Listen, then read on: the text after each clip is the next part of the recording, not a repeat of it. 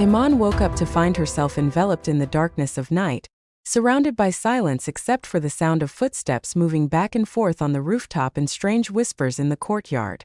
She focused her gaze and saw her new reality. She was at her aunt's house. She felt for her blanket and found that they had removed Rami's coat from her and covered her with a light summer bedspread. Beside her bed, they left a bowl of cold water and a small white towel. She touched her forehead, realizing that the cold compresses had been placed there to bring down her fever. Suddenly, the noises in the courtyard grew louder. Iman raised her head to look out the window and saw three men dressed in a mix of city and rural clothing. Their upper halves were dressed in semi-formal suits over shirts, while their lower halves wore wide, tailored pants made in the old-fashioned style. All three wore keffiyehs and agals, traditional headbands, and each held a string of prayer beads. Iman was struck by how much they resembled one another, their ages seemingly close. Were they her grandfather's friends or perhaps his relatives? Their old-fashioned attire and the white skullcap peeking out from under the middle man's keffiyeh made it seem as though they were figures from the past. She watched in astonishment as the third man hurried toward Hassan's room. What was going on?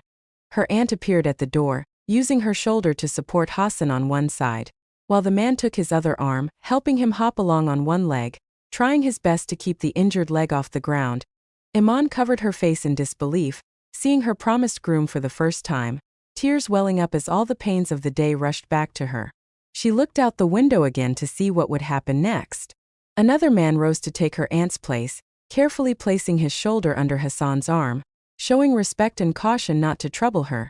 Her aunt retreated to the kitchen after thanking him, and Hassan struggled to sit in the nearest chair.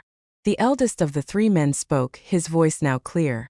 "Had we known the extent of your injury, we would have come to your room. We wanted to see you before we returned to our homes at this late hour. Please forgive us." Hassan replied. "You're always welcome at any time, uncle." Another man asked, "Why did you leave the hospital, cousin?" Hassan was silent for a moment as Iman listened carefully, eager to hear his answer. Finally, Hassan spoke. "Uncle, as you know, the hospital was bombed during the war, and its upper floor was destroyed."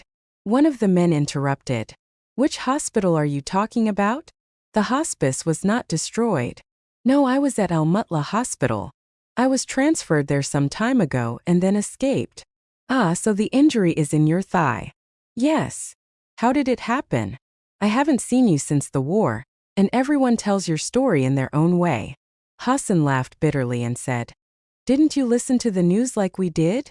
"Yes, we heard it, but we didn't believe it." Hassan continued, "Didn't you hear the voice of the Arabs' radio station? The broadcast that would tell us day and night about our victories? The announcer, either Ahmed Said or Mahmoud Said, whichever his name was, kept telling us, 'We are victorious. Victory for the Arabs. Only 1 or 2 more hours, and we'll be in the heart of Tel Aviv.'" He then began mimicking the radio announcer's voice. "The Mujahideen have taken control of Jabal al-Mukabir. Victory is ours." And the last thing we heard was, "The Iraqi armies have arrived. They are everywhere to protect the Arabs from the Jews." The three men laughed bitterly, and the eldest of them said, "What does all this have to do with how you got injured, Hassan?" Hassan sighed and continued, "Well, I would go every day after hearing those broadcasts to open our shop on Salah al-Din Street. My uncles, Sadiq and Kamil, and their sons would open their shops too, just like most of the people of Jerusalem. Then suddenly we heard, 'The war has reached Jerusalem. You must close your shops and run home quickly.' We didn't know what to do at that moment. You won't believe how quickly everyone fled, all of them rushing to secure their families or escape. My uncles, however, were stuck in Jerusalem. You know, one lives in Shwafat and the other in Wadi al-Jaz, and there was no time to find transportation. In fact, it was impossible to find any. We all decided to head to Uncle Said's house quickly since it was near the Jordanian post office, the closest house we could enter. Of course, we all stayed in one room, the women in another. And naturally, Ahmed Said's comments on the radio didn't stop. 'The Iraqi army has arrived. The Arab armies are in control of the situation.' We felt so safe that we left the door open, occasionally peeking outside to see if any of the Arab armies had arrived. But the Jewish army spread across all the streets of Jerusalem. When we saw a unit approaching, we started chanting, thinking it was the Iraqi army cleaning the streets of fleeing Jews. We began shouting, "Allahu Akbar! Victory for the Arabs!" Had it not been for a moment's hesitation, we might have embraced and kissed the army. But then one of them raised his weapon and shouted, "Raise your hands!" And indeed we raised our hands, thinking for a moment that we would be raising our heads in victory. The soldiers took all the men out of the house, lined us up, and started firing directly at us.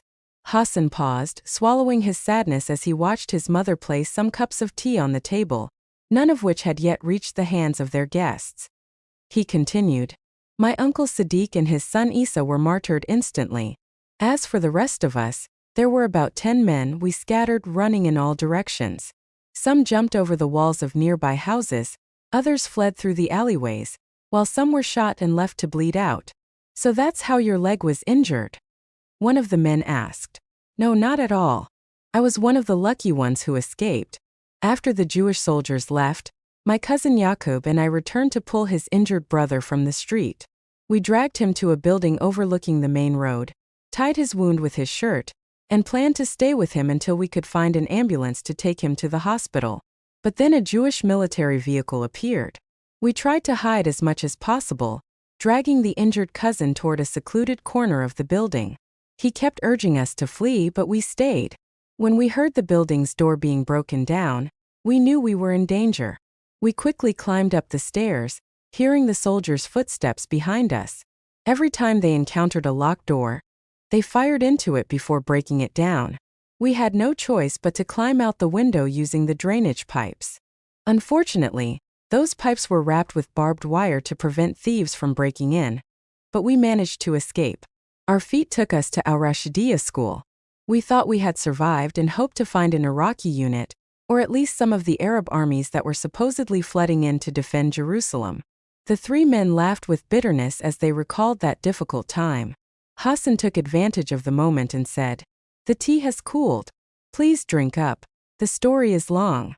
The 3 men reached for their cups of tea, their eyes fixed on Hassan, wanting to hear the rest of the story.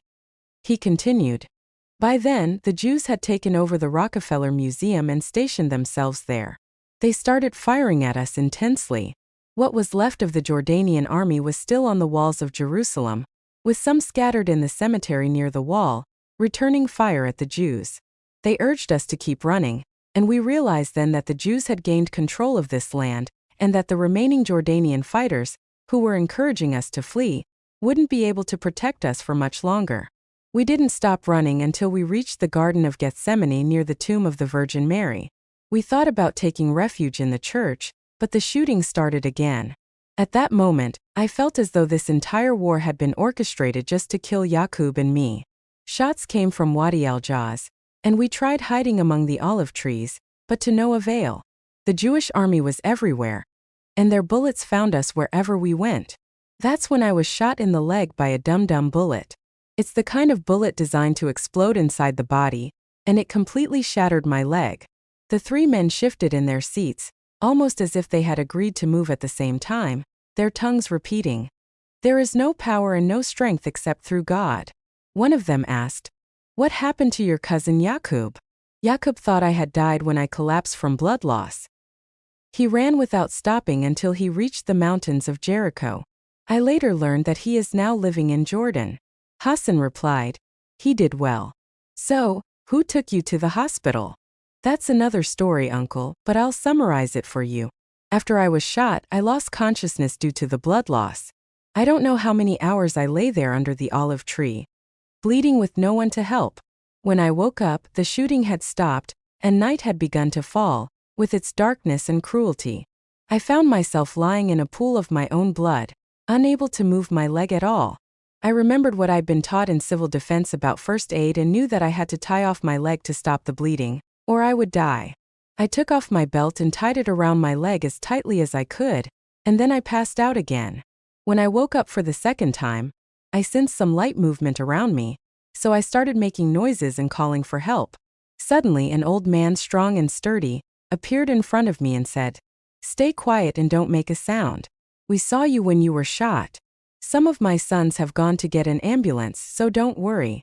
And indeed, within moments, an ambulance arrived. 2 paramedics got out, carrying a stretcher to take me away. But as soon as they set the stretcher down, bullets rained down on us like a storm, hitting the ambulance, the trees, and everything in sight.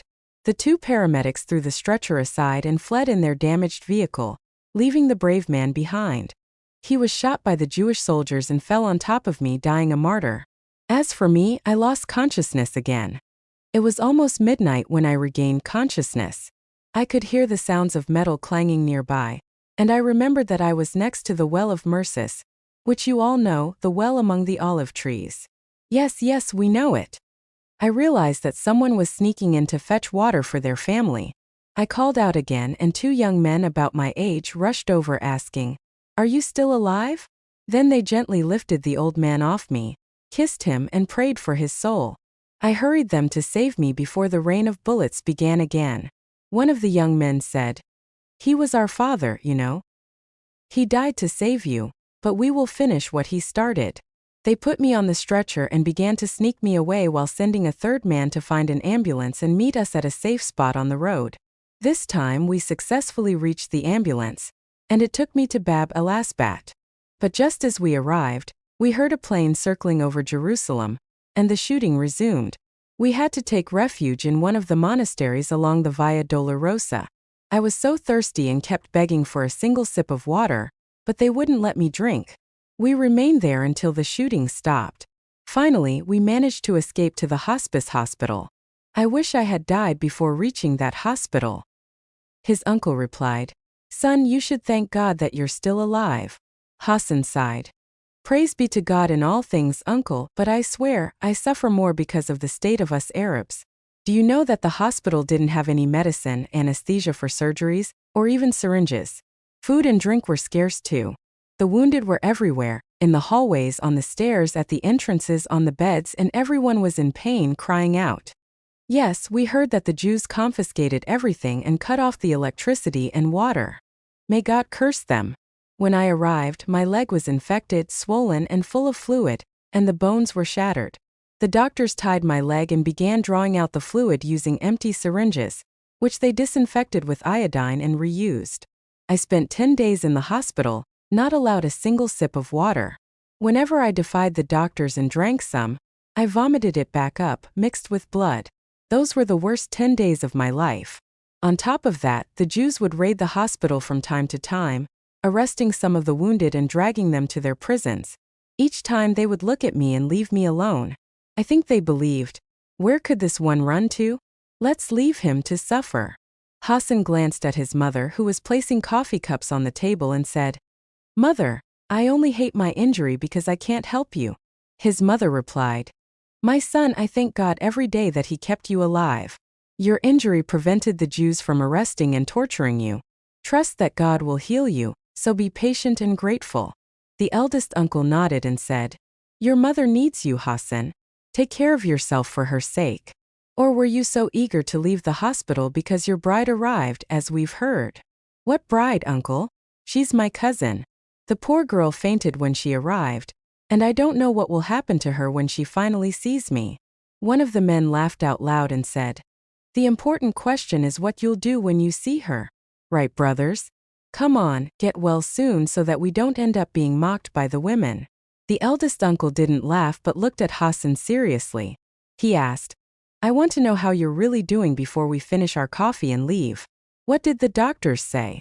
Hassan replied, "They transferred me to Al-Mutla Hospital for surgery on my leg, but I stayed there for over a month. They put me in a bed, pulled my leg with force, and attached a weight to it that hung from the bed to the floor, pulling my leg down.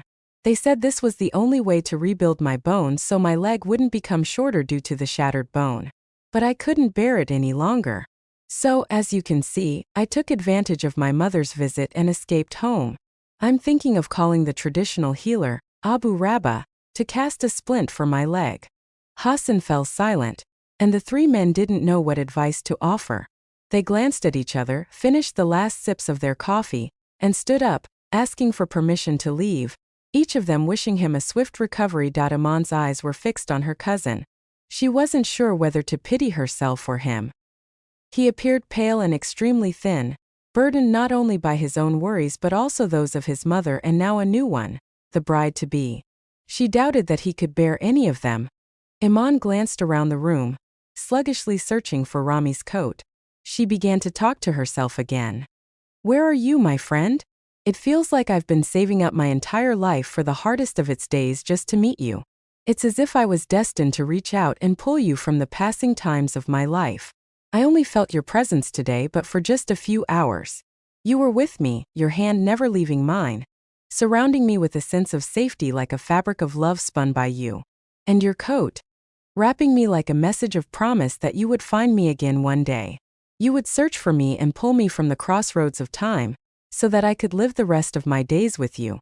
I don't want to meet more people. I don't want to deepen my relationships with anyone around me. All I want is to see your face through the clouds of events so I can smile at you, feel reassured, and tell you everything that's happening. Iman stretched out her hand to pull the coat off a hook behind the door, feeling as though someone was gently pushing it open. She turned and found her aunt smiling and opening her arms for a hug. Thank God you're awake, her aunt said, her smile wide. I saw the light on and knew you were up. Iman allowed herself to be hugged and kissed, as if wanting to get this over with quickly to focus on something more important. Her aunt noticed her wearing the coat despite the warm weather and asked, Are you still cold? The fever's gone and you've been sleeping for about 8 hours now. Let go of the coat and come to the kitchen with me. We'll fix you something to eat. Iman clutched the coat tightly, and when her aunt tried to take it from her, she saw how attached she was to it and let her wear it. Instead, she grabbed her hand and gently led her to the kitchen. Iman lifted her gaze and saw a narrow kitchen, crammed with cabinets and sinks on one side, leaving just enough room for movement on the other. She froze, staring at the kitchen in amazement, and began asking herself again, is this the house I nearly died trying to protect? Look, dear coat, this is the house for which my mother sold me to a man I don't know. A man who, when I finally saw him today, was at least 10 years older than me, carrying burdens too heavy for him to bear. And yet, I was the prize he received for living in this fortress. Iman was about to turn around and head back to her room, but her aunt surprised her by offering her a bite of food, lovingly and kindly trying to place it in her mouth. I know you don't like it here. I'll take your food outside. As you can see, this kitchen is small, but compared to others, it's a great blessing, her aunt said with a soft smile. Iman was embarrassed by her aunt's words, and hurriedly entered the kitchen to take the plates from her and prepare her dinner herself. She said, If you'd like to eat with me, we can sit outside together. Otherwise, I'll just have a few bites here. Of course, I'll eat with you and we'll have some tea and talk. Her aunt headed to the courtyard to set up the table and chairs while Iman looked around, gathering plates and serving the food. Her aunt was kind and gentle, her voice soft and filled with love and empathy for Iman's situation. After a while, she asked, How are your mother and sisters? Iman swallowed her food in anger and wiped her hands clean of the bread crumbs. She replied coldly, Praise be to God. Then she hurried to the kitchen for water, her thoughts racing. Yes, now the circle is complete. Everyone is fine, asking about one another's well-being, while I'm here like a soccer ball kicked around by everyone. Each person wants to win me over, and no one cares. Tears of frustration and helplessness poured from Iman's eyes as she wept for herself. Her aunt gently patted her shoulder, saying, My dear child, I'm sorry. I didn't mean to stir up your longing for them. Iman gave a bitter smile and quickly returned the food to the kitchen. She apologized, excused herself from the tea and conversation, and went back to her room, closing the door behind her. It was as if she had finally realized that even though she had reached her grandfather's house, she still carried her loneliness and alienation deep inside her. The sun didn't delay in rising at its usual time the next morning, nor did its rays change their routine of penetrating every corner of the city, reviving it. The people stirred in their beds, signaling their acknowledgement of the new day. But Iman didn't move at all, indifferent to the call of the new dawn. She stayed under her covers, listening to her aunt talking to Afaf about what had happened. She could hear Afaf preparing breakfast with her aunt and carrying the tea to the table in the courtyard without saying a word. Finally, Afaf said, I'll take this tray to Hassan, help him with breakfast before the Arab doctor arrives. Her aunt replied, I'll check on Iman. Her aunt gently opened the door and playfully said, Breakfast is ready, sweetheart. Get up. Iman didn't care to respond or even move to show that she had heard her aunt's words. Her aunt repeated the invitation over and over, approaching Aman from different angles, sometimes from the front, sometimes from above her head, but to no avail. When her aunt uncovered her, she found Aman staring blankly at her, her eyes void of any expression except one. "I'm not here." Her aunt waved her hand in front of Aman's eyes, but Aman didn't blink or respond. Panicking, her aunt opened the window and called out, "Afaf, help me!" Afaf rushed into the room to find her aunt crying, saying, "Look at her. What's wrong with her?" Afaf examined Aman, then gently led her aunt toward the door and reassured her. "Go now, aunt. Help Hassan with breakfast. She's fine, don't worry." Her aunt hurried off to tend to Hassan. Torn between prayers and anxiety for Aman, Afaf sat beside Aman and said, "Don't be scared, auntie. Her nerves are just worn out a bit. I've seen many cases like this during the war. If the hospital conditions weren't so terrible, I would have suggested calling a doctor. As it is, just put your trust in God. In a few days she'll be back to her old self or even better." "But why did she become like this?" "She's in shock, auntie. She's been through a difficult experience. And learning about Hassan's injury was likely the final blow. She might need some time without anyone bothering her." During those moments, Aman wasn't thinking of anything. It was as if her brain had decided to stop working altogether. The things she had to get used to and understand within 24 hours were far more than she could bear. She didn't know if she had eaten or drunk anything, and she didn't care about anything at all except for one thing, Rami's coat. Her aunt, watching Afaf finish her meal, asked, "What should I do?" "The Arab doctor will be here soon." Afaf replied, "Don't worry, auntie. I won't go to work today. I'll stay here to help you. Didn't you see that Iman ate her breakfast? That means her condition is not serious. Let her sleep now, and when she wakes up, she'll be back to normal." Sleep stole Iman from her first day in Jerusalem for several hours. When she woke up, she heard her aunt thanking the doctor and seeing him out. Her aunt then turned to Afaf and said, 2 years. The doctor says it will take Hassan 2 years to walk on his leg like before. The important thing, auntie, is that this doctor succeeds in treating him. I wasn't in favor of leaving the hospital or that traditional splint he made for himself. What can I do? He refuses to go back to the hospital. Her aunt sighed and collapsed onto the couch, while Afaf went into Hassan's room and said to him, "I'll be checking on you every day until you're fully healed. For now, let's figure out what you want to eat for lunch. You need strong blood to rebuild those bones, young man." Iman lifted her head to see what was happening. Her aunt shouted with joy, "Praise be to God. Iman is looking at us. At least one of you is cured today." Her aunt rushed toward Iman, kissing her and thanking God for her recovery. But despite waking up and regaining her senses, Iman didn't feel like saying a word.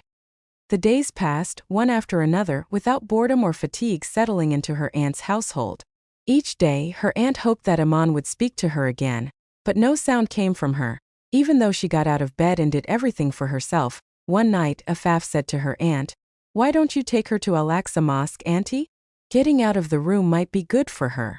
Her aunt replied sadly, "Do you think I can leave Hassan alone here? What if a guest comes or something happens?" No. Then let me look through grandfather's papers. Maybe I'll find something that sparks her curiosity, and she'll start reading instead of just sitting silently. The library is right in front of you. Do as you see fit." Afaf pulled out some yellowed papers from the library, flipping through them and asking, "Aren't these the papers about Al-Aqsa, auntie?" "Yes. I'll give them to Iman and see what happens." Afaf entered Iman's room waving the papers and saying, "Don't you want to visit Al-Aqsa, Iman? I'll take you there soon." Iman didn't respond or even glance at Afaf as she came closer, continuing, "I wanted to read these papers to you to see if you knew what was in them. From what I've heard, you're quite the reader of your grandfather's library, but not today, maybe tomorrow." Afaf left the papers beside Iman's bed and left the room. Iman glanced at the papers disdainfully until her eyes caught a number, 141 dunams. Her curiosity sparked. She wondered what this large number of dunams represented. She began to follow the words and read that the area of the Al-Haram Al-Sharif, the noble sanctuary, atop Mount Moriah, covered 141 dunams. Iman's face showed signs of astonishment as she remembered Afaf telling her, "We are neighbors to Al-Aqsa," and pointing to a giant green gate saying Al-Aqsa was just beyond it. Iman thought to herself, could I open that gate and find myself in this vast courtyard of the mosque? How is that possible? She picked up the papers and continued reading, learning about the decorations, the carpeting, the golden dome, and the mosaics on the walls. Her longing to see it grew stronger as she devoured the details. She finished reading quickly, brushed off her tiredness, and rose to ask her aunt, "Are these all the papers related to Al-Aqsa?" Her aunt, with joy shining in her eyes, replied, "I don't know, come and check the library." Iman looked in the direction her aunt pointed. She thought her aunt was pointing at a window in the stone wall, framed by a glass door with a light curtain draped over it. The curtain danced gently with the breeze, drifting away only to return shyly, as if it feared the wrath of the window. Iman smiled for the first time as she stretched out her hand to pull out some of the books. She thought to herself, this is a library then. Grandmother didn't do justice in describing this house. She never mentioned how unique it really is. Iman then asked her aunt, "Are there many houses where the stones are part of the structure like this one?" Her aunt responded, "I believe so, but not that many." Iman's interest in life was rekindled, and she began to look forward to the day she would visit Al-Aqsa. She often rummaged through her grandfather's papers, reading whatever she could find, indifferent to the door that concealed Hassan behind it, nor caring about Afaf's frequent comings and goings from his room. Most of the time she remained silent, talking only to the imagined figure of Rami in her mind, sharing her sorrow over everything happening around her. Days passed without Iman paying attention to the passage of time. She didn't know whether it was days or months, but she continued to hold on to the hope of visiting Al-Aqsa. One evening Afaf said, "I can stay here tomorrow, Auntie, so why don't you take Iman to Al-Aqsa?" Her aunt quickly replied, "No, my dear, I can't leave Hassan alone with you here. But if it's as you say, why don't you take her yourself?" Afaf hesitated for a moment and then said, "If Iman has no objection." Iman shrugged, as if to say she had no objection, but kept her silence. She turned to Rami in her thoughts. "Did you hear that? There's something they're hiding from me. I can feel it every time I look at Afaf or catch a glimpse of Hassan. There's something between them more than just nursing care. I pray to God that my suspicions are true, because it would take away the burden of worrying about the dreadful future with Hassan." Afaf and her aunt discussed the details of the next day's plans, then excused herself and headed to her room upstairs. Iman quietly asked her aunt, "Why does Afaf live alone upstairs?" Her mother traveled to visit her son in Jordan, but the war broke out, and things have stayed as they are. Another victim of the war then. Iman said this to herself, but that truth didn't stop her from asking more questions. How long has she been renting the room? Since she was a little girl, along with her siblings. And how old is she now? Her aunt gave Iman a curious look, as if wondering why she was interested, but she answered, 27. The same age as Hassan, right? Her aunt hesitated for a moment, swallowed hard and replied, pretending to be busy with something, "They were born on the same day. We'll talk about these things later. I need to prepare the appropriate clothes for you to wear at the mosque, head coverings and a loose skirt. Maybe I should sew it for you now." Her aunt quickly rushed off, leaving Iman to talk to Rami once again. "Didn't I tell you she's hiding something? But who cares? Hassan will never be my husband no matter what happens." For a moment Iman felt strong after making that decision. She thought that by deciding this, she was avenging herself against everyone around her, and she fell into a deep, peaceful sleep, wondering every now and then, could I possibly run into Rami in the courtyards of Al-Aqsa tomorrow? Could it be that he's searching for me there too? The next day, Iman stepped through the massive gates of Al-Aqsa, taking her first steps into its vast courtyards. She was immediately overcome by a sense of awe and reverence. As she approached the large steps leading up to the mosque, she felt as though a canopy of angels with wings was watching over her reverence in one of the most sacred places on earth, second only to the Kaaba and the Prophet's mosque. Iman didn't know how her heart soared, attaching itself to the glimmering lights radiating from Al-Aqsa, lights with no source but love and divine majesty. As she performed her first rak'ah of prayer, she felt an overwhelming desire to stay in prostration forever. The only thing that stopped her was knowing that Afaf was waiting to take her on a light tour around Al-Aqsa and show her the Dome of the Rock. Afaf planned to show her the library of Al-Aqsa, the graves of some martyrs laid to rest there, the ablution fountains, and the various entrances of the mosque from all directions. The last thing she mentioned was the El Burak wall. Iman followed Afaf, walking several meters until they reached the edge of the wall next to Al-Aqsa. Afaf said, "Look down, Iman. What do you see beneath this wall?" "It's the Jews worshipping." "Yes, that's what they call the Wailing Wall. They often hold their wedding ceremonies here as well, seeking blessings from the wall. Do you see these steps here? They often tell us, whenever we pass by them, that they will tear them down and prevent us from using this entrance. Can they really do that? And who would stop them?" Iman was left in stunned silence, hearing such a strange sentence. Who would stop them? She began to wonder. How did they manage to seize the El Burak wall in the first place? And how can they threaten the people of Jerusalem with something they don't even own? These questions continued to swirl in Iman's mind, and later that night, while everyone was engaged in conversation, she suddenly asked her aunt, "How did the Jews take Jerusalem in 7 days? Why didn't you resist them?" Her aunt was silent for a moment, clearly pained by the question. "Who told you we didn't resist?" she finally responded. "I heard Hassan's story. There was no war. You were just waiting for the Iraqis." Her aunt fell silent again, then went over to the grandfather's library, pulled out a notebook and threw it toward Iman, saying, "I thought your mother, or at least my mother, would have taught you something about our struggle.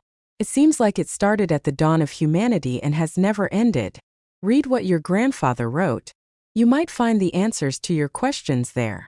Iman ignored her aunt's anger and flipped through the notebook without much interest until her eyes landed on the phrase "the El Burak Revolution." She said out loud, "The El Burak Revolution?" Her aunt replied, "Yes, 1921. 133 Jews were killed. And we lost a similar number, at the hands of the British and their weapons." Iman began to understand the story, but her aunt continued, "The Jews would never have been able to overcome us, but the entire world conspired against us, even the Arabs, dear girl. And despite all that, we still believe in victory in the end." Iman, now flipping through the pages of the notebook, read aloud, "O prison darkness, cast your shadow, for we love the dark. After the night, there is only a dawn of rising glory." Her aunt chimed in, "O sound of the chains, grow louder, for in your rhythm lies the meaning of sorrow and oppression." Afaf, laughing, added, "That's Ibrahim Tukin's poem about the 3 men executed by the British for resisting the occupation." The 3 women shared a brief laugh, as if suddenly realizing how much they had memorized these glorious names in Palestinian history. Their laughter broke the barrier of alienation and isolation that had surrounded Iman, revealing a hidden bond of love and friendship. After that moment, Iman no longer cared much about the events unfolding around her. She sensed that her arranged marriage had effectively been cancelled, and her life with her aunt seemed tolerable now that she frequently visited Al-Aqsa and had stopped thinking about returning to her mother soon.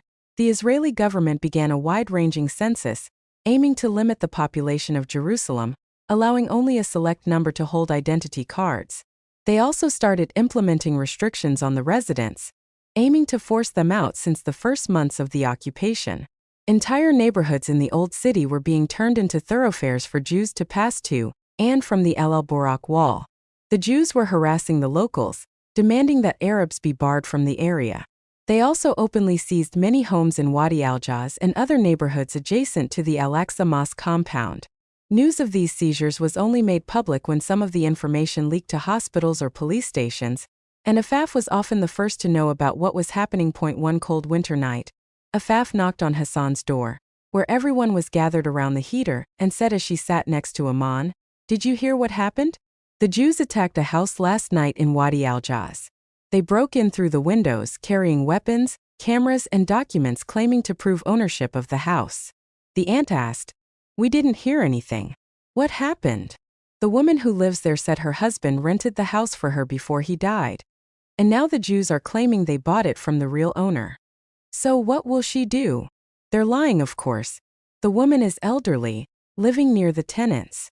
Iman asked in confusion, "I can understand all that, but why the cameras?" "They're filming the Arabs resisting them, filming the Arabs driving them away and even beating them. They present this footage in court as evidence of Arab aggression against them. What will the woman do now?" "Don't worry about her. She managed to snatch the camera from the photographer's hands and smashed it over his head. She ripped the film to pieces too. That's when one of them struck her on the head with a rifle, which brought her to the hospital where I work. Her aunt laughed and said, "A brave woman." Afaf replied, "There are many like her, aunt, but as the saying goes, to whom do I complain when the judge is my enemy?" Iman, eager to quiz Afaf's knowledge, pointed at her and asked, "The Great Revolt. What do you know about it?" "I don't know. Wait, houses blown up, 15,000 houses, all Arab of course." The aunt chimed in, "The revolt was in 1936. The number of prisoners." Afaf interrupted, 10,000 prisoners and 18,000 dead. "Did we get the numbers right, Iman?" "Yes, for the most part." The three women laughed and Iman continued, "The revolt spread across all of Palestine after a month-long strike and boycott of the Jews. The revolt lasted for 3 years. Afaf, finishing her tea, said, "A magnificent revolt. I'm going to get some rest, but I'd like to check on Hassan's leg if possible." Iman quickly stood up to leave the room, but Afaf stopped her, saying, "Sit down. I'm not going to change his bandages today. I just want to make sure his leg isn't hurting from the cold." Hassan, seizing the moment, said, "Did you know, Afaf, that she doesn't talk to me at all?" Iman immediately stood up and rushed out into the rain-soaked courtyard. Running to her room, she buried herself in the bed covers, speaking to herself again. "Did you hear that, Rami? They're bringing the subject up again. Where are you to see where your patience and kindness have led me? If only you had left me lost in that land, I wouldn't have had to see Hassan, or return to my mother. And maybe, just maybe, I wouldn't have met you." It was clear to everyone that Iman was repulsed by anything related to Hassan, but her aunt chose to ignore it and continued introducing Iman to neighbors and relatives as Hassan's future bride. With the return of summer, the courtyard of the house once again became a place for guests to visit, checking on Hassan's recovery. Signs of improvement started to appear, and the doctor prescribed crutches that reached Hassan's armpits to help him move around. Slowly, day by day, month by month, Hassan's health improved. Nearly 2 years after the injury, Hassan rose from his bed one day, determined to abandon the crutches and rely on himself. Iman was awakened by the sound of her aunt ululating with joy in the courtyard.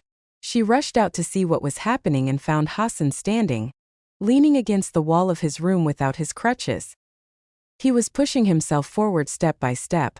Her aunt quickly fetched one of the crutches and said, "Thank God for your safety, my dear. There's no harm in using just one crutch for now."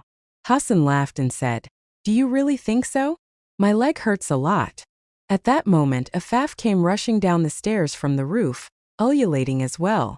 She said, "I'll get you the best painkillers today, and soon you'll be walking just like before, God willing." Her aunt and Afaf hugged each other, celebrating their efforts over the past 2 years, while Iman stood at her room's door, unsure of what to say. Then her aunt turned to her and said, "Do you see Iman? He's walking on his own now. Finally, I'll be happy and marry the two of you." Iman was about to speak, to put an end to the idea for good, when she noticed the exchange of glances between Afaf and Hassan. Their faces had changed and Iman smiled, retreating into her room. Her aunt interpreted this as a sign of approval and rushed to the kitchen to prepare tea for Afaf in celebration.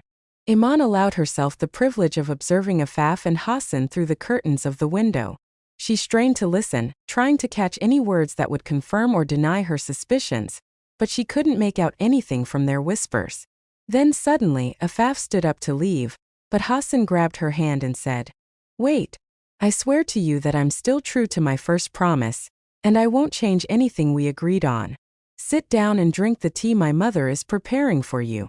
Afaf smiled weakly and sat quietly beside him, and they continued whispering and exchanging smiles. When the aunt came out with the tea, she began calling for Iman. After overhearing this exchange, Iman was finally convinced that there was no need for her to object to the wedding anymore. Hassan would handle the situation himself, along with his mother. Her heart lightened, and she smiled for the first time in days. She started brushing her hair, washing her face, and preparing to join them for Taya in the months that followed. Iman watched as her aunt busied herself with buying fabrics and sewing the wedding dresses meant for Iman. At the same time, Hassan seemed to look for any excuse to pick a fight with Iman whenever they were alone. Iman didn't need to guess why they quarreled. Hassan's frustration stemmed from his feelings for Afaf, a reality that seemed to escape his mother. Hassan began rising early each morning, dressing right after Far prayer at Al-Aqsa, and heading to reopen the family shop. He stayed out until late in the evening, while his mother toiled away at the wedding preparations, waiting for his return. The moment he arrived, voices would rise in arguments, echoing through the house, and it filled Iman with joy. She would smile contentedly and sleep soundly through the night. In the morning she would wake up, glance at the beautifully sewn wedding dresses scattered around the living room, and laugh to herself. "Aunt, I suggest you make the dresses a little wider." Her aunt paid no attention to the hidden meaning behind Iman's words, believing them to be comments about how grand she expected the dresses to be. She continued working on elaborate designs, adding embroidery to the sleeves or neckline, often boasting that she had learned sewing from the best seamstress in Jerusalem, her own mother. But this happy state did not last long. Things didn't turn out the way Iman had hoped. Hassan came home one evening, no longer quarreling or protesting. Instead, when his mother showed him the progress on the dresses, his responses became subdued. Iman could now hear him say things like, "Fine, that's okay," or, "My partner did this. My partner asked me to do that." Once, Iman even overheard her aunt saying, "Ask your partner to lend you 100 dinars so we can finish preparing for the wedding, the bed, the mattress, and the things we need for the ceremony." To Iman's surprise, Hassan simply replied, "Sure, mother, as you wish." Panic began to creep over Iman as she watched her aunt purchase a new bed, mattresses, curtains, and all the items necessary for Hassan's wedding preparations. The smile that used to light up Iman's face turned into a sarcastic smirk, then into a silent, tense fear. Her only comfort came from seeing Afaf happy and unchanged. Iman would reassure herself, "Their secret pact still holds. If it didn't, Afaf would have changed toward me. Isn't that right, Rami?" Rami, her imaginary friend and confidant, was the only one she could trust with her fears and hopes. She would whisper all her thoughts to him, whether about the anxiety she felt over Hassan's intentions or her relief in the belief that Afaf and Hassan would handle everything. The last promise Rami had made, the one in which he vowed to find her, calmed her heart. She often withdrew to a corner, watching events unfold around her, quietly humming to herself a folk song her grandmother used to sing. Oh mother, gather my pillows, I left the house without bidding my sisters farewell. Oh mother, gather my handkerchiefs, I left the house without saying goodbye to my loved ones. When her aunt caught Iman swaying sorrowfully to the song, she sensed the melancholy tune and asked, "Are you humming bridal songs, my dear? If you'd like, I'll sing for you. I'm quite good at wedding songs." Her aunt had no idea that behind Iman's calm exterior was a complete rejection of the idea of marrying Hassan. The days flew by, and the wedding dresses continued to be completed, carefully hung in the new wardrobe. Then, one morning, her aunt said, "Today, I'm going to buy fabric for your white wedding dress, and I'll get you a nafash that fits you." "What's a nafash, aunt?" "It's a petticoat made of light foam. You wear it under the wedding dress, and it makes the gown puff out beautifully around you." That day, Iman found herself in a bind. The preparations were almost complete, and still, neither Hassan nor Afaf had done anything to stop the wedding. Iman sat in her room that morning, unlike her usual routine, and began thinking over the situation, trying to find a way out, but she couldn't come up with a solution. Her aunt thought Iman was sick and didn't want to disturb her, so she busied herself in the kitchen, preparing meals and tidying up the dishes before heading out for shopping. Nothing seemed out of the ordinary that morning, until the call to prayer from Al-Aqsa began.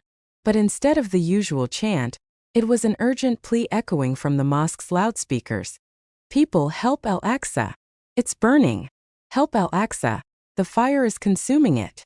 Her aunt slapped her hands on her thighs in anguish and rushed toward her room to find her headscarf and winter coat.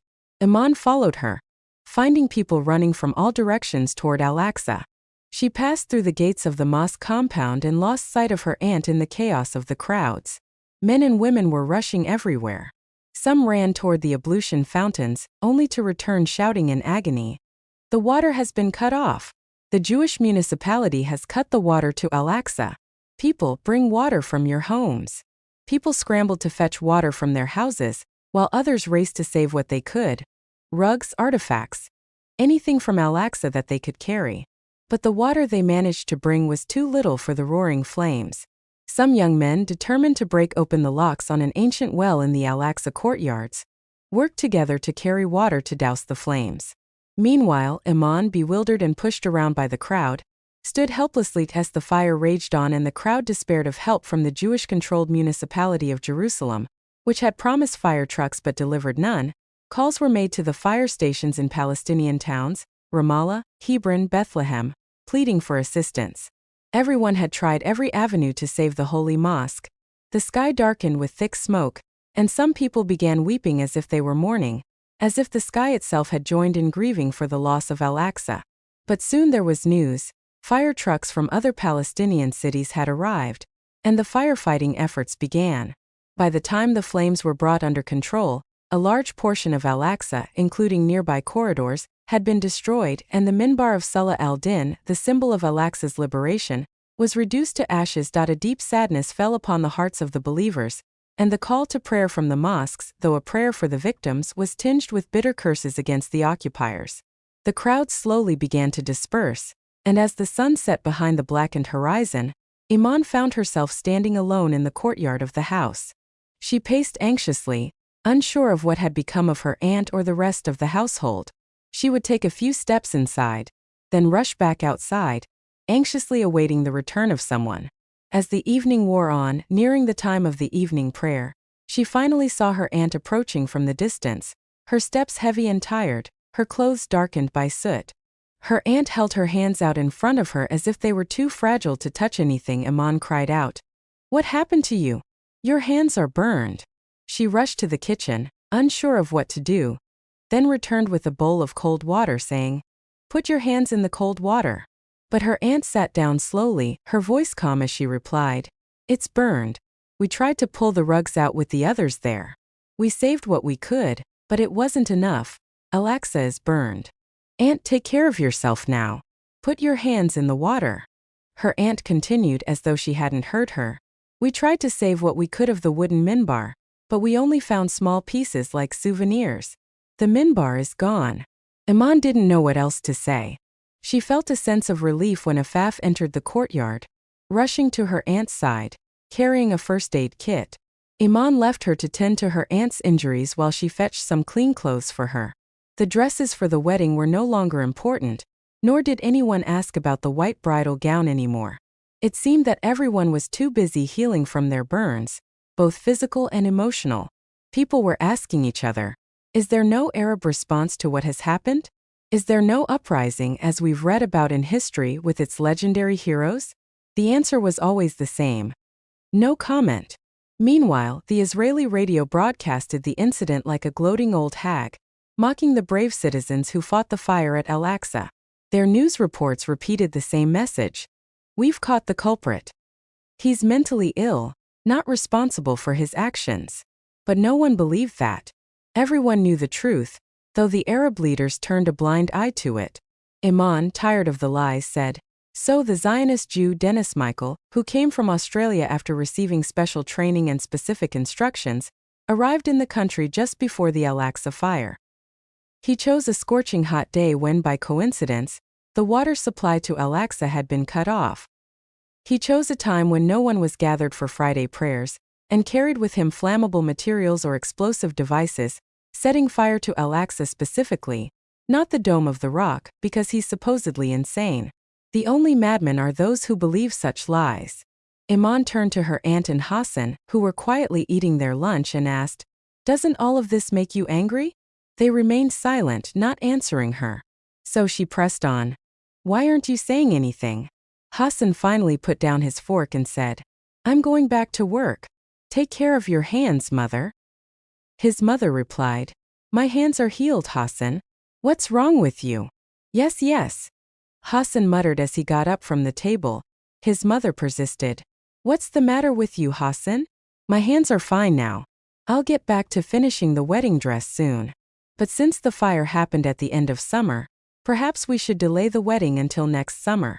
It's not appropriate to have a wedding in the rain, and winter has begun." Iman bit her tongue, trying to contain her frustration as her aunt remained fixated on the wedding, while Hassan quietly left the house without finishing his meal.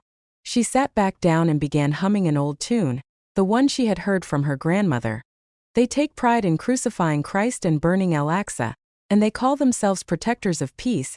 They trample on religions with their feet, yet with their hands they release doves of peace. The winter was harsh, and with the dawn of the new decade in 1970, Iman's aunt gazed at the light snowfall in the courtyard and prayed, "May this year, which begins with the whiteness of snow, be a blessed and happy one." Iman looked at her aunt for a moment, then returned to the stack of papers in front of her. Her aunt, noticing the silence, said, "We've entered the 1970s, and we've bid farewell to the 1960s. I used to think I'd never live to see these numbers. But today, I want to live to see Hassan's children fill this house." Iman remained silent. Her aunt pressed on. "Why aren't you saying anything, Iman?" Iman lifted her eyes from the papers, but not her head, and responded curtly, "I'm reading new things in these papers." "What's new about them?" "I've memorized them by heart." "What are you reading?" "I'm reading the story of Musa Kazem al-Husseini." "What does grandfather mean when he says he was the leader of Palestine?" "He was a respected leader, valued by all the people of Palestine and its organizations." "Why was that?" "He personally led protests, guided the resistance, and actively participated in the struggle against the British at that time, just as his son did later." "Yes, grandfather wrote a little about his son too." "Indeed.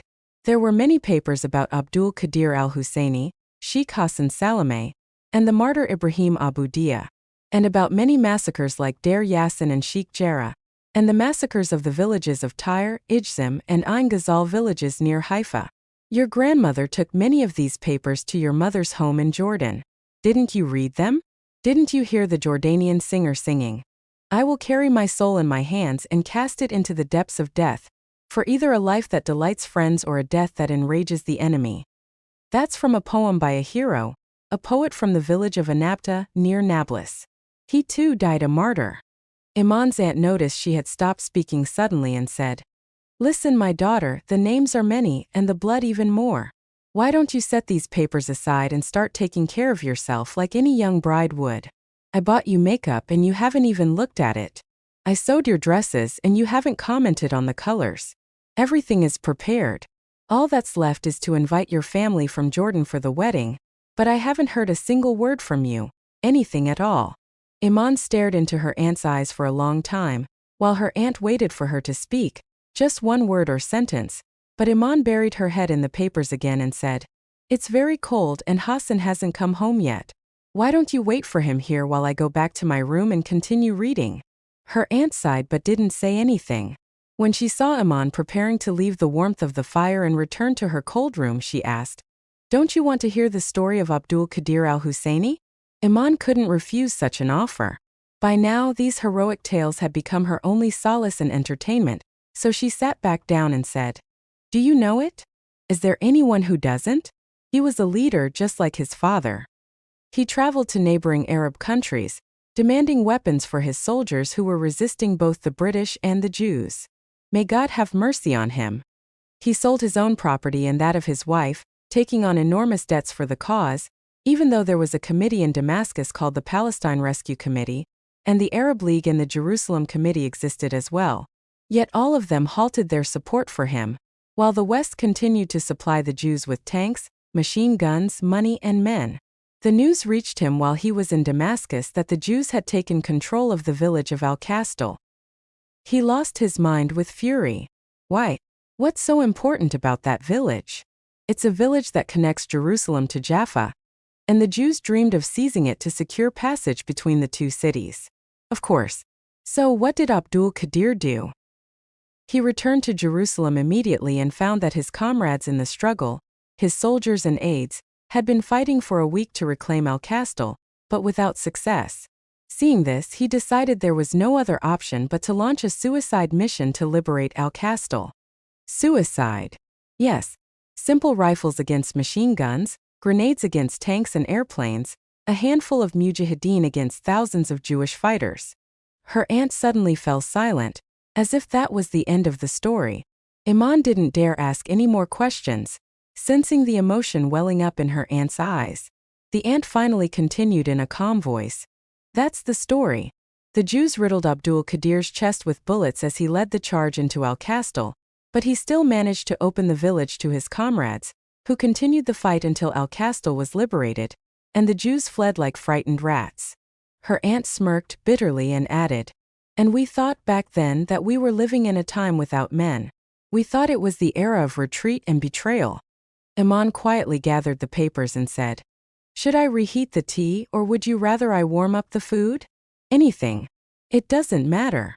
Her aunt smiled faintly at Iman, trying to assure her that she wasn't upset despite Iman's lack of interest in the wedding. Iman averted her gaze from her aunt and went to prepare the meal. That night, her aunt stayed up late, waiting anxiously for Hassan to return. But he didn't come home. She became increasingly worried, wondering if the light snow had delayed him. Just as she was about to give up hope, she heard a voice calling from the courtyard. It was their neighbor, Abu al-Walid, at the door saying hurriedly, "Hassan called me. He said he's staying with a friend tonight, so don't wait up for him." "Is he all right, neighbor?" "Yes, that's what he said. He'll be back in the early morning." "All right then. Thank you. Send my regards to..." Before she could finish her sentence, Abu al-Walid waved her off and left, leaving her to mutter to herself, "May God forgive me, I almost said, send my regards to your wife, and she's passed away, may God have mercy on her soul." The sun struggled that morning to break through the winter clouds and cast some warmth upon the earth. Yet, the clouds quickly gathered again, as if determined to obstruct its efforts, wanting in turn to see Auntie sitting by the window, waiting for her son's footsteps to enter the house. As soon as he appeared, she rushed toward him, embracing him as if he were a small child returned to her after the bitterness of separation.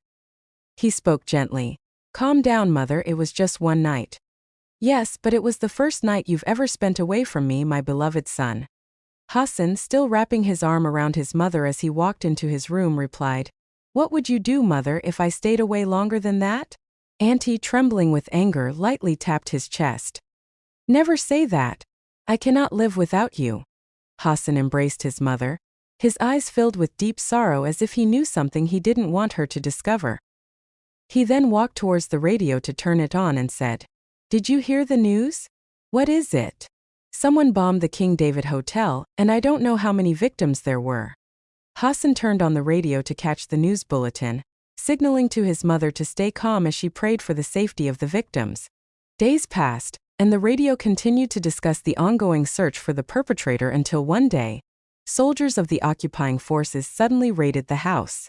They filled the courtyard in large numbers, shouting loudly and demanding that everyone in the house come outside. Auntie quickly rushed out, and Iman hurried to stand by her side, her face pale and anxious. The soldier spoke to his team in Hebrew, and Auntie understood that he had ordered them to search the house. She saw doors being opened, cabinets emptied, and furniture tossed into the courtyard. Auntie shouted at the squad leader, "Why are you doing this? What do you want from my house?" "Where is Hassan?" he asked. "He's in his shop. Why do you want him?" The commander replied coldly, "Hassan is a saboteur. You should have disciplined him before asking us what we are doing." The soldiers exited the rooms, having spread chaos in every corner. Auntie broke down in tears, cursing and shouting at them as her tears flowed like rain from her sorrowful eyes. Iman embraced Auntie to stop her from confronting the soldier who had aimed his weapon at her, saying, "We will return again." The soldiers then turned and left the courtyard, taking their heavily armed troops with them. Auntie wailed and lamented her situation, crying over what had happened to her, then rushed into her room, hurriedly stepping over the scattered clothes, searching for her headscarf and the coat she wore whenever she left the house in winter. She left quickly, telling Iman as if to reassure her, though worry was evident, "I am going to see Hassan. I fear they might have harmed him." Auntie left in a rush without even wiping away her tears, as if she believed that everyone in the neighborhood already knew what had happened, even though no one had approached to ask. The neighbors were afraid to come near Auntie Hassan's house, as the army's intrusion had become a threat to anyone connected with them. This left Iman alone in the house, unsure what to do with all the mess. She found herself, her vision blurred by tears, picking up everything she could and trying to restore it to its place frantically, not knowing what day it was or what awaited her in the coming hours. It was as if the day she had sneaked away had returned with all its pain and dangers before her eyes. Where was the escape now if Hassan was arrested or if something bad happened to Auntie? Who would extend a helping hand? And what coat would wrap her in safety after that? She took the sewing machine out to the courtyard and spent most of her time there, drawing the attention of some neighbors who stopped by to ask about Auntie's health. Soon they began to gather around, sitting with her during their free time and admiring her fabric handiwork, until some of them brought their own materials, requesting dresses for their little girls. Auntie noticed these changes around the house but did not comment, as if nothing mattered to her anymore. Her only concern seemed to be Hassan's fate. Days hurried by, and one morning Iman awoke to a heavy day. She rose to find Auntie had finished her morning prayers and was tearfully praying for Hassan's safety, as though her tears were washing away her pain and sorrow. Auntie turned to Iman and said, "I don't know why, but I feel a strong urge to cry, and I don't feel like going out today."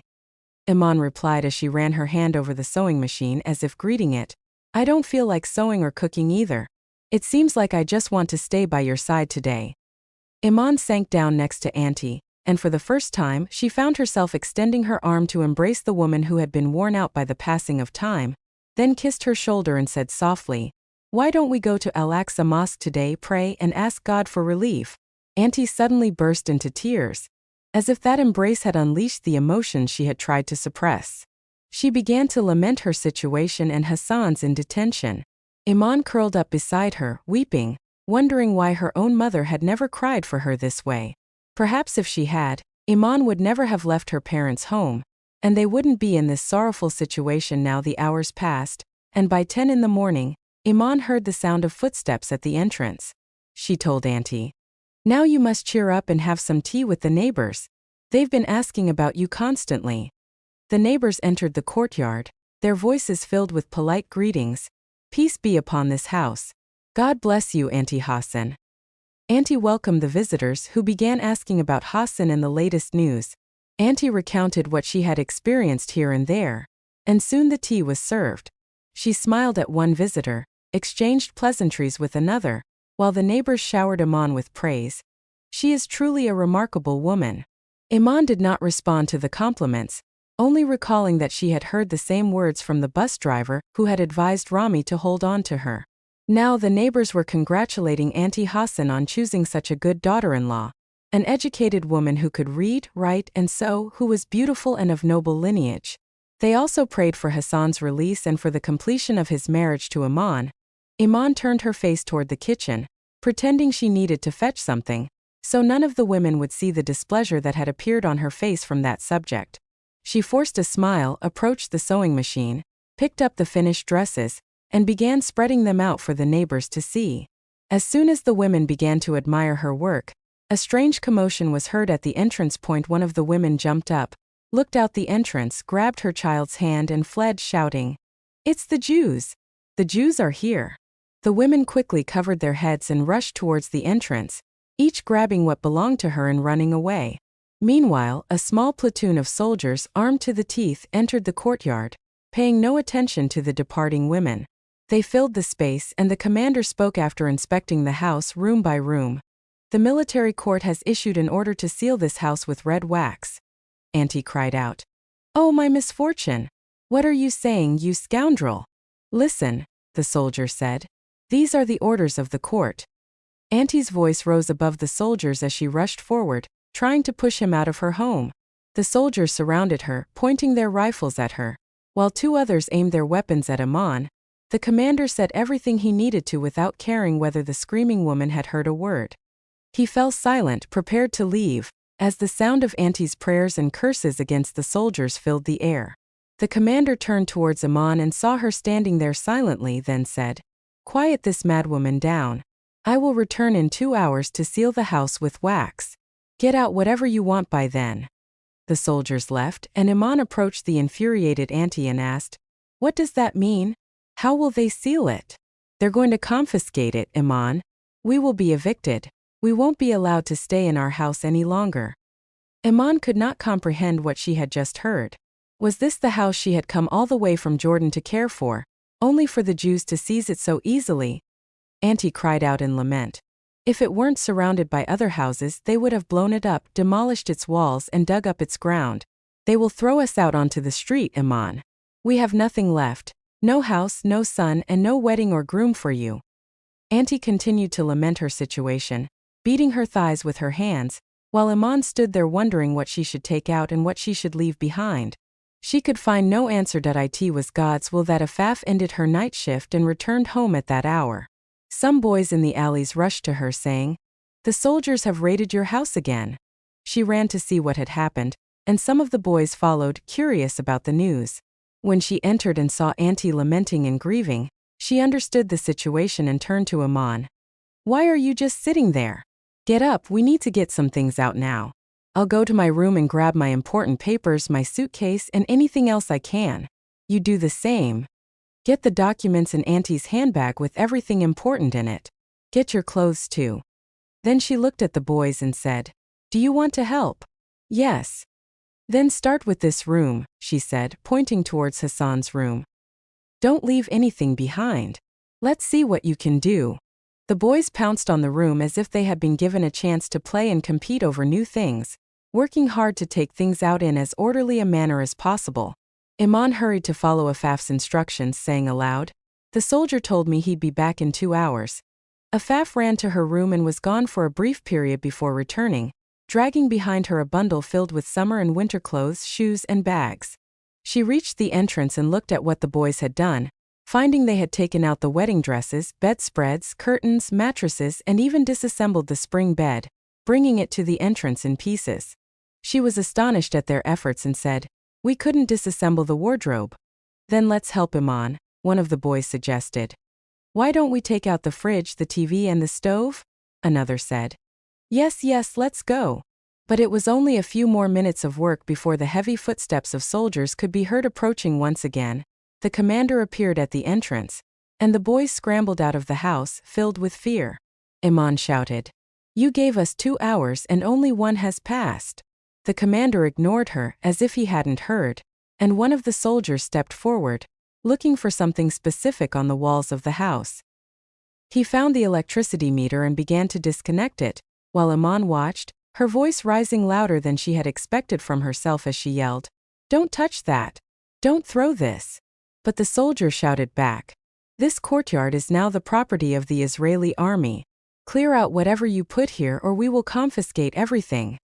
Auntie cried out, "Confiscate it all, confiscate us along with it. Where are we supposed to go, you tyrant? Where do you want us to take our belongings, to what sidewalk, to which street?" The soldier said arrogantly, "Why didn't you ask Hassan these questions? I'm not the one who did this to you, woman. Hassan hasn't even been tried, and he hasn't appeared yet. He's a saboteur, and this is his punishment. Get out now. We're sealing the house with red wax." The soldiers began pushing the 2 women away from the rooms, and Auntie's eyes were filled with sorrow as the windows and doors were shut and sealed with red wax, symbolizing the confiscation of private Palestinian property, the house that had belonged to grandfather Hassan. All the room doors had been locked, the kitchen door joined them, and even the bathroom door was sealed. If the courtyard had a door, it would have been sealed as well. The commander gathered his soldiers to leave, saying, "Listen, woman, I'm going to do you a favor. The court order states that no one is allowed to stay in this courtyard overnight, but I'll overlook that for tonight only. Don't touch the doors or windows, and try to move your belongings to another house. I'll be back at this time tomorrow, and I don't want to find anything here. Is that clear?" Auntie stared silently into the soldier's eyes, as if she wanted to spit in his face, but she kept quiet, realizing that events were unfolding regardless of her will. There was nothing left she could do. The soldiers cleared the area, and Iman and Afaf sat down on piles of clothes, neither knowing what to say or do. All movement at the entrance had come to a complete halt. No footsteps of a neighbor checking in, no boys offering help. It was as if a nightmare of fear had gripped the people, freezing them in place. The only family left in the spotlight was Auntie Hassan's, waiting for time to start moving again toward an uncertain future. The situation remained as it was for nearly an hour when suddenly their elderly neighbor, Abu Walid, appeared at the entrance. Upon seeing their plight, he exclaimed, "There is no power nor strength except with God, the Most High, the Great. May God break their hands." He kept repeating this phrase as he made his way towards Auntie, asking, "What will you do now? What can we do, neighbor? We'll stay here until we die without our home. Get up, woman, and don't speak like this. There are 2 young ladies here who need your care. Where will these blossoms sleep tonight? Auntie shook her head in despair, as if she did not like what he was saying, but he continued. I've sent the boys here and there to search for a rental home for you, and I told them to bring the news to me here. If we succeed, we'll find someone to carry the belongings to your new house tonight. Auntie was silent for a moment, then said in pain, May God reward you, Abu Walid. I honestly wouldn't have been able to search for a house in this condition, and I wouldn't have known what to do. It's God's will. We'll see what He has planned for us. Abu Walid went down the steps of Afaf's house and began asking what they had managed to bring out, checking the items and inquiring about the kitchen equipment, until one of the boys who worked for him arrived and said, I searched for a rental house in the entire Bab el Amaud area and asked the shop owners, but I couldn't find even a single room. Then go to the Wadi al-Jaz area and see if you can find something there. Abu Walid replied. Auntie interrupted sharply. No, I don't want to move to Wadi al-Jaz. It's too far from my house in Al-Aqsa. But Wadi al-Jaz isn't that far. The Jews have closed all the entrances from Wadi al-Jaz to Al-Aqsa, which makes it far away. Then go and ask in the Sadia neighborhood, Abu Walid ordered, and the boy quickly set off to carry out his task. Meanwhile, another boy arrived saying, I asked everyone I could find at Al-Aqsa Square as you instructed, but… He hesitated, and Abu Walid asked, What is it? Speak. The boy spoke quietly. People are afraid to rent to them. They refuse to answer my question once they find out the house is for them. Abu Walid fidgeted, not knowing what to say, but Auntie, having heard what the boy said, exclaimed, They fear housing us? They fear the Jews but not God. Be patient. Let's see what the other boy finds out. It's not over yet, Abu Walid said, then turned to the girls and added, Get up and organize the belongings in a way that makes them easier to carry. Hurry up, the day is almost over and you're sitting around. The 2 young women stood up and began to gather and arrange the clothes and furniture, while Abu Walid himself left the house saying, I'll be back shortly, and took the boy's hand with him as he went. Iman timidly asked Afaf, Is he the baker? Yes, he's the owner of the bakery in this neighborhood. And he's famous for making sesame bagels that we eat with falafel. Now, carry this bundle of belongings in front of me so we can move it to the entrance. The girls carried the bundle, and Auntie rose slowly from her place as if the burden she bore had weights she could not lift. She asked, Did you take out my father's papers? Afaf glanced at Iman and asked, Did you? Iman, with a rebellious tone, replied, They're safer inside, Auntie, so don't worry about the papers. Auntie fell silent, as if she didn't want to start an argument with Iman, and then began lamenting again. The house and the son are gone. Why should I care about the papers now? She busied herself with picking up the scattered items around her and remained silent, as the atmosphere grew quiet until Abu Walid reappeared, carrying some fresh bread wrapped around a few falafel patties. He came down the steps saying, The boy will bring the tea in a few minutes. Come eat, the food is hot. None of them moved towards the food or gave it much attention until Abu Walid said, I swear I won't let you be until you eat with me. Come on, Afaf, why don't you help me out here?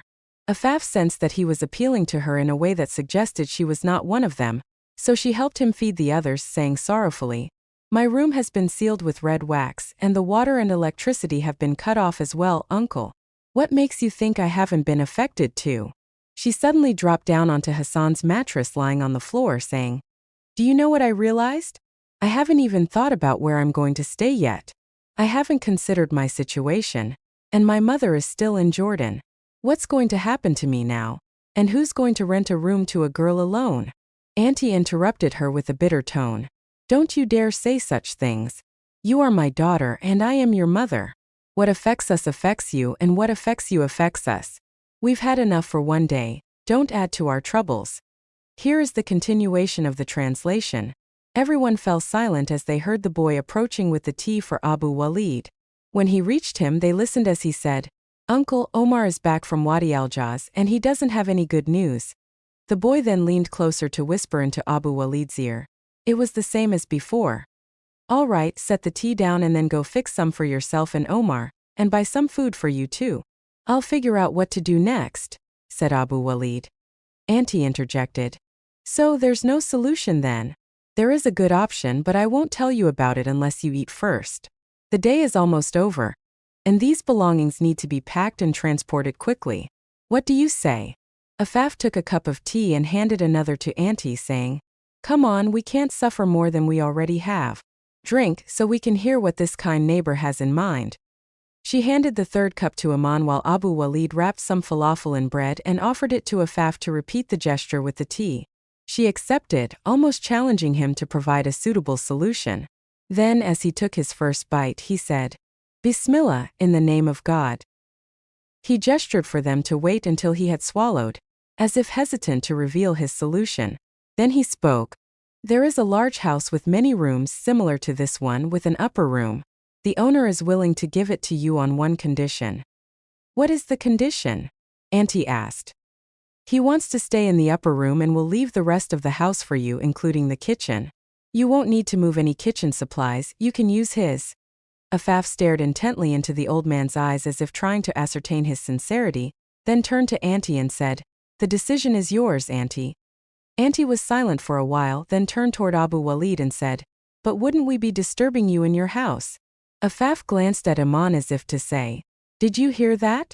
It's his house. Abu Walid replied, Consider me like Afaf's family who used to rent the upper room from you. Did her father or brother bother you before? No, but... Listen, think of it as a temporary solution. If we find a better one, we'll take it. But you'll be charging us rent, right? We'll talk about that later, the old man said, turning towards Aman and adding, May God reward me for this young woman who has shown kindness in her time of hardship, and may he show me kindness in return. He then turned to Afaf and said, And you, my daughter, don't be distressed. Abu Walid's words touched Aman's heart like a soothing balm on a wound that had been dried out by bitterness. She felt there was someone who sympathized with her suffering and cared about her happiness amid the loneliness imposed upon her by fate. She thanked the old man for his kind words and said, I'm ready to move to your house, uncle. The decision is up to Auntie. The old man stood up and said, Then I'll send the boys to carry your belongings before nightfall. He looked at Auntie to see if she would object or agree, but she remained silent, and so he headed towards the alley, leaving the three women praying for his well-being. Aman asked, Does he have a wife or children? Auntie replied, putting down the bread and tea. May God have mercy on his wife. They were not blessed with children, but she was a virtuous woman, even with our young ones. Afaf whispered to Aman, her heart gripped by anxiety. Those boys are always around him. If only he would send them to help us carry our belongings. The three women fell silent, each busying herself with the items around her until the boys arrived. Aman was astonished to see a group of neighborhood boys suddenly showing up to help. Omar, the old man's apprentice, began organizing them and ensuring that they took everything to the new house. Afaf excused herself to follow the boys and arrange the items as they arrived. As much as possible, the night seemed endless for Auntie, Aman, and Afaf. Moving behind their belongings felt like escorting their own funerals, while eyes followed them from behind curtained windows. When they finally reached Abu Walid's house, Auntie collapsed onto the ground unconscious. The next morning, Auntie awoke to find herself in a strange room she had never seen before, in a bed that was not hers. She quickly moved, wanting to understand the situation, and began calling out for Iman and Afaf, as if she feared that something bad had happened to them. But they appeared at the door immediately, rushing towards her with hugs and kisses, calming her down and reminding her that they were in their neighbor Abu Walid's house. He gently knocked on the door, saying, "Shall I ask permission to enter your home now?" Auntie replied, wiping the tears from her cheeks. "You're asking for permission when this is your house?" "Yes, it's your house now," he replied with a smile. Auntie began to bless him repeatedly, but he waved it off and said, "I've forgotten what I wanted to say. I'm off to see what the boys have done with the bakery while I was away. Goodbye." The three women bid him farewell as he left the house, and Iman followed him to the door, feeling as though God had sent her father back to her. Meanwhile, Afaf said to Auntie, "We hurried yesterday after you fainted and put you to bed here so we could call the doctor. If you wish, we can move you to where we've set up Hassan's bed and arranged his things." Auntie winced at Afaf's words, her pain obvious. "So, who slept on Hassan's bed?" "Iman did." "Praise be to God. Let her have her bed back. I'll stay here until we find another house. What about you?" There's a third room next to you. Uncle insisted I consider it my room so I wouldn't disturb you. He stayed upstairs and didn't come down until morning. Were you alone the whole night? Yes. The doctor gave you a sedative and assured us you'd sleep until morning, so we let you rest. And the kitchen, Auntie, you should get up and see it. It's spacious and wonderful. And the bathroom is also large with a sink and a bathtub. Is this man wealthy, Auntie? Perhaps he is. I don't know much about him. Iman entered the room and sat on the edge of Auntie's bed, quietly saying, "What now? How will we find another house?" The three of them looked at each other, and no one answered. Iman then asked, "Who were all those rooms for, Auntie, when he's all alone?" "My dear, he wasn't always alone. He had parents, brothers, and sisters, but he stayed here while the rest of his family went their separate ways. God willed that he be childless, so what could he do?" Auntie threw off the covers, wanting to get up, saying, "Come on, girls. Let's organize the belongings." Afaf laughed and said, "The belongings have already been arranged, Auntie. I swear the boys and Uncle Abu Walid didn't leave us until they helped put everything in its place. There's nothing left to arrange. But the doctor said you need complete rest these days and should avoid getting upset until you regain your strength and calm." Auntie lay back in bed and said, "I'll stay in bed just for today because I feel tired. But tomorrow I'll resume searching for Hassan." "I also want to stay in bed today," Afaf said. "Tomorrow I'll go to work and I'll ask every patient or visitor I see to help us find a new house." Iman looked at them sadly and said, "I'm the house's guardian. My mother gave me the duty of guarding my grandfather's house. So there's no harm in guarding any house since I'm free to do so." Auntie swallowed Iman's words without responding, and the two young women went off in search of some rest. As the thought of food didn't cross any of their minds, days passed in this way.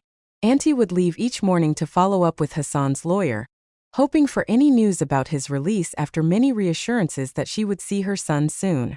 Meanwhile, Afaf went to work, leaving Iman in bed, unsure of what to do. Uncle Abu Walid often stayed home until around 10 in the morning, sometimes waiting to see Iman up and about, tidying the house, preparing food, and doing some laundry with the strange washing machine that had two small rollers on top. When the laundry passed between them, it was wrung out to a degree that allowed her to hang it under the sunlight that trickled into the courtyard. Abu Walid's kind eyes would observe the young woman, with secrets hidden in his heart that no one could see. Whenever he was about to leave the house, he would make sure to make some noise, his movements deliberately loud so she would notice. When he reached the door, he would look at her and ask, "Is there anything you need me to get from the market?"